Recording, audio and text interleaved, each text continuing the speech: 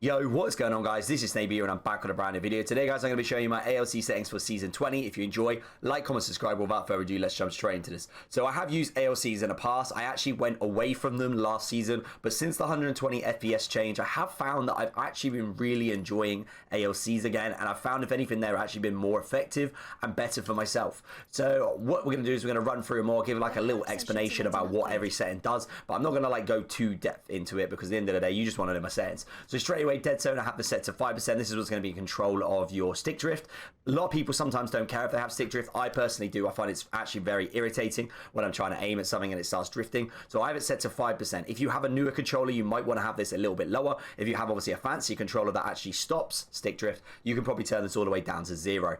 So kind of just have a little judge on it, how it feels with your controller. Like I say, if I turn mine all the way off, you see it drifts. So I would prefer not to have that. So I have it set to 5.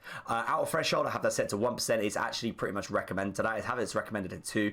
I've always just found I don't really need to change this at all. I've never really made a difference for this, so leave it on 1.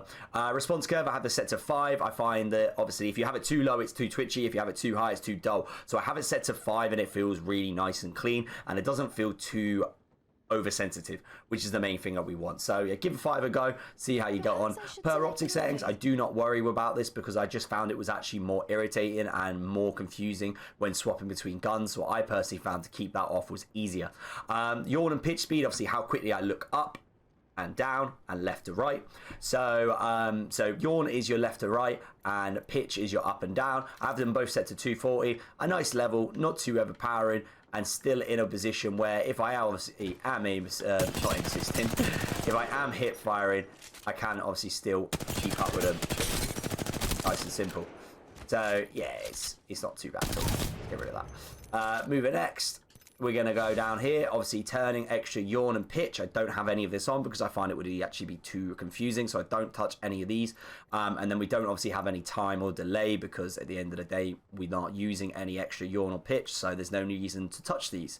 Moving into ADS, we have for the yawn, 60, and we have the pitch set to 40. So the reason I have pitch lower is just because with that one, this is obviously in charge of your recoil. So if you have a lower sense, it's going to be easier to control.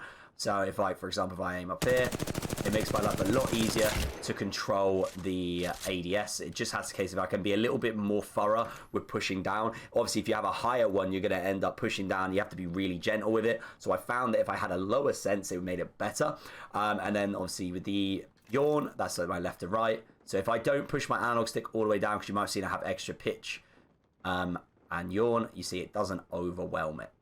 So then moving into the next bit, I have extra yawn and extra pitch set to 60. Now I did have both of these recently on 40. I've just recently changed to 60, and I've just found it makes that difference when I obviously need those quicker moments where, say, for example, if someone was on like maybe a zip line or something like that, then I can be a lot more accurate with it and I can potentially keep up with them a lot easier.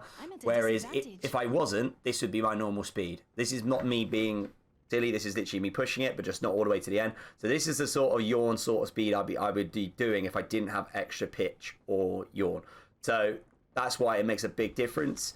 And it just makes my life a lot easier when I am trying to track people, keep up with them, especially with like the crazy movement people can do nowadays. It's always good to have that available. But of course, as long as you don't push to the end of the analog stick, then you are going to stick to that lower sense when you have those times where you want to be more accurate. That was not my best shot. That was better. Moving next, we're then going to go into, I don't have any ramp up time because this is obviously a case of I want it to kick in as soon as I possibly need it. But I do have delay on, so it just gives me like, it feels like half a second and then it kicks in. Probably not even that, but like, say, if I push it to the analog stick end, you can see there's a little delay. Not a lot, a little though. So it just gives me that little bit of control if I didn't mean to actually overextend and potentially maybe I was just tracking someone and I've accidentally gone a little bit too much and then I was like, oh shit, I've gone too much. I can then slow down on my analog stick again and I can track again easily. So yeah, the delay is actually really helpful because I do find if you don't have any delay, these do end up just being really confusing and it does mess with your muscle memory quite a lot. Apart from that, I then do obviously have my target compensation on, my melee compensation on, And I do have my target conversation set to default. I play on 120 FPS though, so I am on 0.4 anyway, which is literally what PC's on anyway. So it's no change nonetheless. But yeah, those are the ones I'm running this season. If you do like them, let me know down in the comments below. I say if you need to adjust them slightly, do it. At the end of the day, they're your settings. You can do what you want with them. Don't feel like just copying settings is going to make you like good. You know, you've got to like them yourself. So change them around a little bit if you prefer. But if you do like them, perfect. But hey, that's everything today. If you enjoyed, like, comment, subscribe, and I'll see you on the next video.